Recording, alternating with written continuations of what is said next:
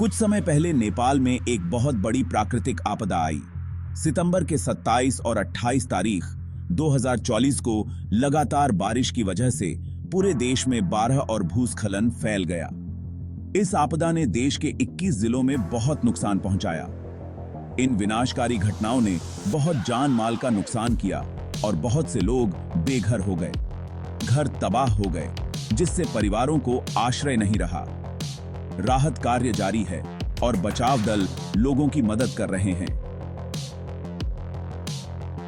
चिकित्सा दल घायल लोगों का इलाज कर रहे हैं और प्राथमिक चिकित्सा प्रदान कर रहे हैं। सरकार नुकसान का आकलन कर रही है और पुनर्निर्माण की योजना बना रही है। सामुदायिक स्वयंसेवक भी बचाव कार्यों में सहायता कर रहे हैं और समर्थन प्रदान कर रहे हैं।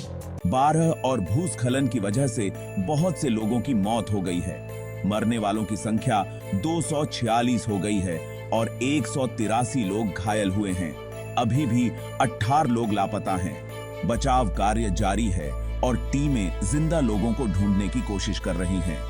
17,000 से ज्यादा लोगों को सुरक्षित जगहों पर पहुंचाया गया है। इन लोगों का भविष्य अनिश्चित है। उन्हें तुरंत मदद की जरूरत है। बाढ़ और भूस्खलन से प्रभावित लोगों के लिए राहत सामग्री और चिकित्सा सहायता की व्यवस्था की जा रही है। अंतर्राष्ट्रीय समुदाय भी मदद के लिए आगे आया है। नेपाल के लोग इस आपदा से उबरने के लिए एकजुट होकर काम कर रहे हैं। सरकार और स्थानीय प्रशासन भी पुनर्निर्माण और पुनर्वास के प्रयासों में जुटे हुए हैं। इस कठिन समय में नेपाल के लोग एकजुट होकर इस संकट का सामना कर रहे हैं। ये आपदा भारी बारिश के विनाशकारी परिणामों को दिखाती है, खास तौर पर नेपाल जैसे देश में। यहाँ भूस्खलन का खतरा बना रहता है और नदियों में पानी का बहाव बढ़ने की आशंका रहती है। मूसलाधार बारिश ने नालियों को जाम कर दिया है। विशेषज्ञों ने जलवायु परिवर्तन को वजह बताया है। तापमान बढ़ने से ज्यादा भाप बन सकती है। इससे बाढ़ और भूस्खलन का खतरा बढ़ जाता है। ऐसी घटनाओं के खतरे को कम करने के लिए फौरन कदम उठाने की जरूरत है। राहत और बचाव कार्य तेजी से चल रहे हैं। प्रभावित लोगों को सुरक्षित स्थानों पर पहुंचाया जा रहा है। सरकार और स्थानीय प्रशासन मिलकर काम कर रहे हैं। अंतर्राष्ट्रीय सहायता भी पहुंच रही है। नेपाल का सबसे घनी आबादी वाला इलाका काठमांडू घाटी भी इस आपदा से अछूता नहीं रहा। घाटी के अंदर कई जगहों पर भूस्खलन हुआ है, जिससे भारी नुकसान हुआ है। सड़कें बंद हो गई हैं, जिससे समुदायों का संपर्क टूट गया है। घर तबाह हो गए हैं, जिससे परिवार बेघर हो गए हैं। काठमांडू को पोखरा से जोड़ने वाले हाईवे पर भूस्खलन हुआ है। भाग 5। त्रासदी की चपेट में धादिंग भूस्खलन में 2 बसें डेफन। धादिंग जिले के पृथ्वी राजमार्ग पर आया भूस्खलन प्रकृति की क्रूर शक्ति की एक बड़ी याद दिलाता है। काठमांडू से पोखरा जा रही 2 यात्री बसें भूस्खलन की चपेट में आ गईं। दर्जनों यात्रियों से भरी बसें कई टन मिट्टी और पत्थरों के नीचे दब गईं।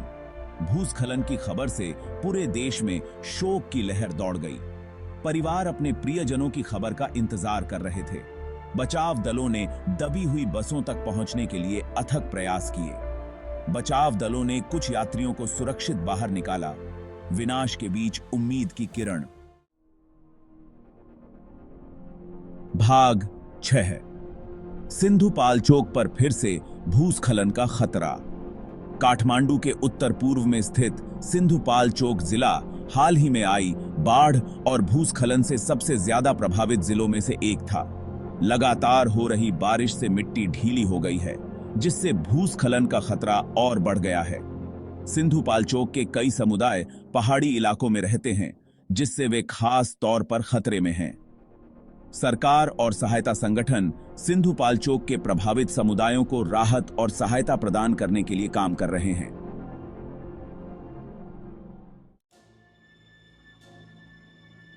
भाग 7। तूफान क्रोवा का खतरा मंडरा रहा है। नेपाल अभी हाल ही में आई बाढ़ और भूस्खलन से उबर ही रहा है कि एक और खतरा मंडरा रहा है, तूफान क्रोवा। ये शक्तिशाली तूफान अभी पश्चिमी प्रशांत महासागर में है और आने वाले दिनों में पूर्वी एशिया में दस्तक दे सकता है। मौसम विज्ञानियों ने चेतावनी दी है कि इससे नेपाल में भारी बारिश हो सकती है। इससे बाढ़ और भूस्खलन प्रभावित इलाकों में पहले से ही खराब हालात और बिगड़ सकते हैं। भाग 8। जरूरी बचाव और राहत कार्य जारी।